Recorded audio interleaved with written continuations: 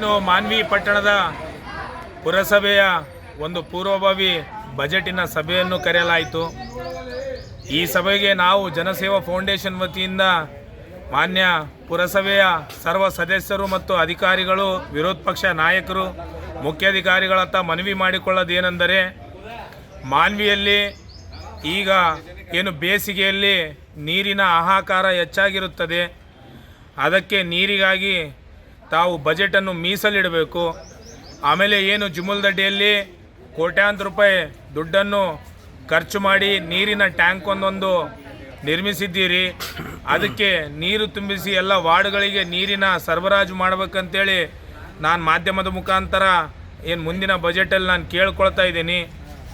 ಆಮೇಲೆ ಸ್ವಚ್ಛತೆಗಾಗಿ ಏನು ಮಹಾತ್ಮ ಗಾಂಧಿ ವೃತ್ತದಿಂದ ಹಿಡಿದು ಏನು ಬಸವ ವೃತ್ತವರೆಗೂ ಏನು ಮಾಂಸದ ಅಂಗಡಿಗಳಿವೆ, ಅದಕ್ಕೆ ತಕ್ಷಣವೇ ತಾವು ಸ್ವಚ್ಛತಾ ದೃಷ್ಟಿಕೋನದಿಂದ ಅವರಿಗೆಲ್ಲರಿಗೆ ಸ್ಯಾನಿಟರಿ ಆಫೀಸರ್ ಅವರು ಏನು ಒಂದು ನೋಟಿಸ್ ಕೊಟ್ಟು ಅವರಿಗೆ ಸ್ವಚ್ಛ ಕಾಪಾಡಲು ಮನವಿ ಮಾಡಬೇಕು.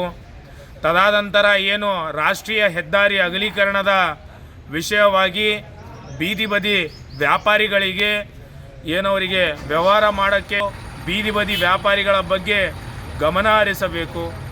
ಏನು ಪುರಸಭೆ ವ್ಯಾಪ್ತಿಯಲ್ಲಿ ಬರುವಂಥ ಮಾರುಕಟ್ಟೆ ಮಳಿಗೆಗಳನ್ನು ತಕ್ಷಣವೇ ಹರಾಜು ಪ್ರಕ್ರಿಯೆ ಮಾಡಿ ಏನು ಫುಟ್ಪಾತ್ ಮೇಲೆ ಇರುವ ಅಂಗಡಿಗಳನ್ನು ಏನು ತೆಗೆಸಿ ಆ ಅಂಗಡಿಗಳನ್ನು ಅವರಿಗೆ ಏನು ಅವರ ಕೆಲಸಗಳನ್ನು ಮಾಡಲು ಸಂಪೂರ್ಣ ಅಧಿಕಾರ ಕೊಡಬೇಕೆಂದು ಮಾಧ್ಯಮ ಮುಖಾಂತರ ಕೇಳ್ಕೊಳ್ತೀನಿ.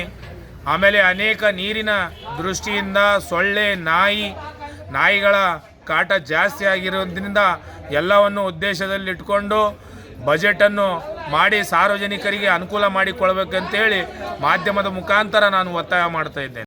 ನಮ್ಮ ಶಾಸಕರಾಗಿರ್ತಕ್ಕಂಥ ಶ್ರೀ ಅಂಬರೀಶ್ ಆಗಿರ್ಬೋದು, ನಮ್ಮ ಇಂದಿನ ಶಾಸಕರಾಗಿರ್ತಕ್ಕಂಥ ರಾಜ ವೆಂಕಟಪ್ಪ ನಾಯಕ್ ದೊರಗಳಾಗಿರ್ಬೋದು, ಇಂದಿನ ಶಾಸಕರಾಗಿರ್ತಕ್ಕಂಥ ಗಂಗಾಧರ ಆಗಿರ್ಬೋದು ಮತ್ತು ಬಸವನಗರಾಗಿರ್ಬೋದು, ಹಲವಾರು ಜನಪ್ರತಿನಿಧಿಗಳು ತಮ್ಮದಾಗಿರ್ತಕ್ಕಂಥ ಗುರಿ ಇಟ್ಟುಕೊಂಡು, ಉದ್ದೇಶ ಇಟ್ಟುಕೊಂಡು ಈ ನಮ್ಮ ಮಾನವೀಯ ಸರ್ವಾಂಗೀಣ ಅಭಿವೃದ್ಧಿಗೋಸ್ಕರ ಶ್ರಮ ಪಟ್ಟಿದ್ದಾರೆ.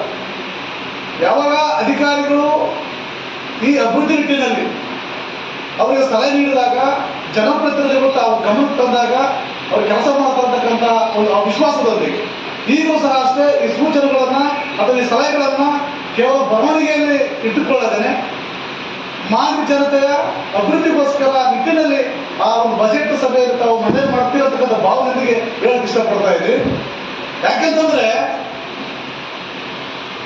ಸರ್ಕಾರ ಅನುದಾನ ನಿಮ್ಮ ಎಷ್ಟು ಬರ್ತಿಲ್ಲ ಅಂತಕ್ಕಂಥದನ್ನ ತಾವು ಮನನ ಮಾಡಿಕೊಂಡು ಅದರ ಗಮನದಲ್ಲಿಟ್ಟುಕೊಂಡು ಅದರ ಜೊತೆಗೆ ಸರ್ಕಾರದ ಇನ್ನಿತರ ಯೋಜನೆಗಳು HKD ಅನುದಾನ ಆಗಿರ್ಬೋದು, ನಂತರದಲ್ಲಿ ನಗರಾಭಿವೃದ್ಧಿ ಯೋಜನೆ ಆಗಿರ್ಬೋದು ಅಥವಾ ಇನ್ನಿತರ ಯೋಜನೆಗಳಿಂದ ಬರ್ತಕ್ಕಂಥ ಅನುದಾನವನ್ನ ಅವೆಲ್ಲ ಗಮನದಲ್ಲಿಟ್ಟುಕೊಂಡು ಈ ಮಾನವೀಯ ಬಗ್ಗೆ, ಅಭಿವೃದ್ಧಿ ಬಗ್ಗೆ ಯೋಚನೆ ಮಾಡಿದಾಗ ಒಂದು ಅತ್ಯುತ್ತಮವಾಗಿರ್ತಕ್ಕಂಥ ನಗರವನ್ನು ಕಟ್ಟಲಿಕ್ಕೆ, ಉತ್ತಮವಾಗಿರ್ತಕ್ಕಂಥ ಯೋಜನೆಗಳನ್ನ ಜನರಿಗೆ ಕಳಿಸಲಿಕ್ಕೆ ಸಾಧ್ಯ ಆಗುತ್ತೆ. ಈಗ ನಮ್ಮ ಮಾನವೀಯತೆ ನಿಮ್ಮಿಂದ ಬಯಸ್ತಕ್ಕಂಥದ್ದು, ಪುರಸಭೆಯಿಂದ ಬಯಸ್ತಕ್ಕಂಥದ್ದು ಮೂರು: ಒಂದು ಶುದ್ಧವಾದ ಕುಡಿಯುವ ನೀರು, ಒಂದು ಬೀದಿ ದೀಪದ ವ್ಯವಸ್ಥೆ, ನಂತರದಲ್ಲಿ ನಿವೇಶನ ರಹಿತ ಆ ಬಡ ಕುಟುಂಬಗಳಿಗೆ ನಿವೇಶನಗಳು. ಇದನ್ನು ನೀವು ಕೊಟ್ಟಾಗ ಜನ ನಿಮ್ಮನ್ನು ನೆನೆಸ್ತಾರೆ, ಮಾನವೀಯ ಅಭಿವೃದ್ಧಿ ಆಗುತ್ತೆ.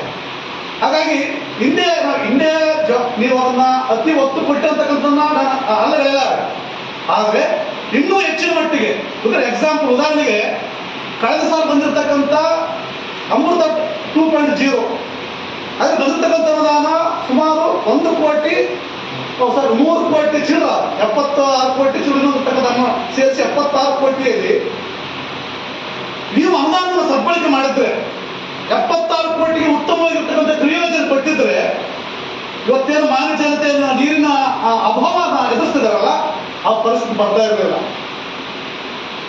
2.0 ಅಮೃತ 2.0 ಅಂತಕ್ಕಂಥ ಯೋಜನೆಯಲ್ಲಿ ಬಂದಿರತಕ್ಕಂಥ 73 ಕೋಟಿ ಅನುದಾನ ಇವತ್ತು ಅಧಿಕಾರಿಗಳು ಬೇಜವಾಬ್ದಾರಿ, ಆ ಸಂಬಂಧಪಟ್ಟ ಏಜೆನ್ಸಿ ಬೇಜವಾಬ್ದಾರಿಯಿಂದ ಇವತ್ತು ಅನುದಾನ ದುರ್ಬಳಕೆ ಆಗ್ತಾ ಇದೆ. ಆಮೇಲೆ ತರಕಾರಿ ಮಾಡೋರು ಉಳಿದ ತರಕಾರಿ ಅಲ್ಲಿ ಚಿರ ಆಮೇಲೆ ಇನ್ನೊಂದು ಅದ್ರ ಬಗ್ಗೆ ಒಂದು ಅವ್ರಿಗೇನಂದ್ರೆ ಅದನ್ನು ಸ್ವಚ್ಛತೆ ಮಾಡ್ಲಿಕ್ಕೆ ಅಲ್ಲದೆ ಏನೋ ನೀವು ಡಬ್ಬಿಗಳಿಟ್ಟು ಏನೋ ಮಾಡಿ ಅದನ್ನು ಹಾಕ್ಲಿಕ್ಕೆ ಒಂದು ಇದು ಮಾಡ್ಬೇಕಾಗಿ. ಆಮೇಲೆ ಬಿಡಾಡಿ ದನಗಳು ರಾತ್ರಿ ಒಂದು ಕಡೆ ಮಧ್ಯಾಹ್ನ ಬರ್ರಿ ಅಲ್ಲಿ ರೋಡ್ ಬ್ಲಾಕ್ ಆಗಿರುತ್ತೆ. ಹೊಸವೃತ್ತದಿಂದ ಪೋಸ್ಟ್ ಆಫೀಸಿಗೆ ಬರೋದ್ರ ನಮ್ಗೆ ಕೈ ಜೀವನ ಇಲ್ಲ. ರಾತ್ರಿ ಒಳಗೆ ಈ ಪೋಸ್ಟ್ ಆಫೀಸಿಂದ ಕಂಡು ಸಿಮೆಂಟ್ ರೋಡ್ ತನಕ ಬಿಡಾಡಿದ್ದಾರೆ. ಮೊನ್ನೆ ಒಬ್ಬನಿಗೆ ಗೊತ್ತಿದ್ರಿ ಬರ್ಲಾಗತ್ತಾರ ಓಡಿ ಬಂದು ತುಂಬಿಬಿಡ್ತೇವೆ. ಅವ್ರು ಯಾರು ಅಂದ್ರೆ ಮುನ್ಸಿಪಾಲಿಟಿ ಕಂಪ್ಲೇಂಟ್ ಮಾಡೋದು ಯಾರ ಮೇಲೆ ದಳಗಳ ಮೇಲೆ ಮಾಡೋವಾಗ ಅದು ಸ್ವಲ್ಪ ನೀವು ಅಡ್ಡಾಡಿದ್ರು ಬರೀ ನೀವು ಆಫೀಸ್ಗೆ ಕೂತ್ರು ಆಗಂಗಿಲ್ಲ. ಸೆಂಟ್ರ್ ಇನ್ಸ್ಪೆಕ್ಟರ್ ಯಾರು ಸರ್? ಸರ್ ಸ್ವಲ್ಪ ಅಡ್ಡಾಡ್ರಿ ನೀವು ಎಲ್ಲೇ ಕೇಳ್ತೀರಿ ತೋರಿಸ್ರಿ. ಈಗ ಕರ್ಕೊಂಡು ಹೋಗ್ತೀನಿ ಅಲ್ಲಿ ಇದರಲ್ಲಿ ಬರೀ ನೀವು ಬಸ್ ಸ್ಟ್ಯಾಂಡ್ ಎದುರುಗಡೆ ರಸ್ತೆಯಲ್ಲಿ ಬರೀ ಎಷ್ಟು ಗಲೀಜು ತೋರಿಸಿ. ಇಲ್ಲಿ ಬೀಳಾಡಿದಾಗಿಲ್ಲ, ಅಲ್ಲಿ ಟ್ರಾಫಿಕ್ ಜಾಮ್. ಆಮೇಲೆ 3 ದಿನ ಅಂತ ಹೇಳಿ ನೋಟಿಸ್ ಕೊಟ್ಟರಲ್ಲ, ಏನು ಮಾಡಿದ್ರೆ ನೀವು ಫುಟ್ಪಾತ್ ತೆಗಿಲಿಕ್ಕೆ ಅಂತ ಹೇಳುವಾಗ ಅದೆಲ್ಲ ಪೇಪರ್ನಾಗ ಬಂತು. ಏನು ಸರ್ ಮುಂದಕ್ಕೆ ಸರಿ ಸರ್ ಅವ್ರು ಇನ್ನು ನೀವು ಕಿತ್ತಿರಂತ ನೋಟಿಸ್ ಕೊಟ್ಟಿದ್ರಲ್ಲ, ನಿಮ್ಮದು ನೀವು ತಗೋಬೇಕು. ಇಲ್ಲದಿದ್ರೆ ನಾವು ಅದನ್ನು ನಾವು ಹೊತ್ಕೊಂಡು ಹೋಗ್ತೀವಿ ಅಂತೇಳಿ ನೋಟಿಸ್ ಕಳಿಸಿದ್ರು. ಎಲ್ಲ ಮುಂದೆ ಬಂದಾರೆ ಇನ್ನು ಅದಕ್ಕೆ ಸುಮ್ಮನೆ ನೌಕರಿ ಮಾನವಿ ಅಂತ ಗಲೀಜ್ ಎಲ್ಲಿ ಜಗತ್ತಿಗೆ ಸಿಗಂಗಿಲ್ಲ ನೋಡ್ರಿ. ಬರ್ಕೊಂಬಿಡ್ರಿ ನೀವು ಇದೇ ಅಷ್ಟು ಗಲೀಜಾಗಿಬಿಡೋದು. ಮಾನವಿಂದ ಹೇಳೋನೆಲ್ಲ ಕೇಳೋನೆಲ್ಲ ಅದು